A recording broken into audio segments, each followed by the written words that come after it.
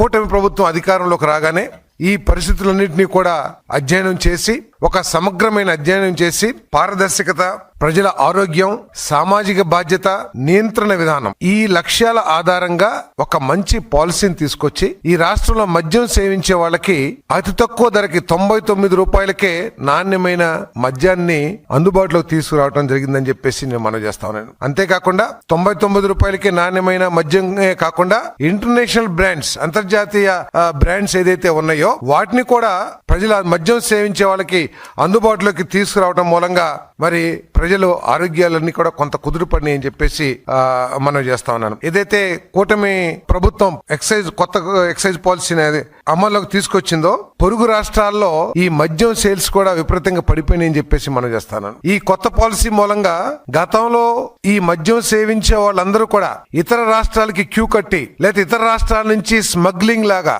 ఏదైతే తీసుకొచ్చేవాళ్ళ మద్యం అవన్నీ కూడా ఆగిపోయినాయని చెప్పేసి మనం చేస్తాం. ఇతర రాష్ట్రాలకు వెళ్ళి క్యూ కట్టాల్సిన పని రాలేదు. బార్డర్స్ జిల్లాలకు వెళ్ళి లేకపోతే దొంగచాటుగా లిక్కర్ని తీసుకొచ్చి ఆ బలహీనతని ఆధారంగా చేసుకుని పోలీసులు వాళ్ళ మీద కేసులు పెట్టి వేధించే పరిస్థితులు ఇవన్నీ కూడా పోయినాయని చెప్పేసి మనం చేస్తాం. ఏపీలో నూతన మద్యం పాలసీతో సరిహద్దు జిల్లాల్లో అమ్మకాలు తగ్గిపోయాయి. కర్ణాటకతో పోలిస్తే ఏపీలో మద్యం ధరలు తక్కువగా ఉండటం, నాణ్యమైన మద్యం అందుబాటులో ఉండటంతో ఇక్కడ అమ్మకాలు తగ్గాయి అని Karnataka excise commissioner mister Venkatesh మరి గత జూలై మాసంలో స్టేట్మెంట్ ఇచ్చిన విషయాన్ని మీ దృష్టికి నేను తీసుకొస్తా ఉన్నాను. ఇది ప్రెస్.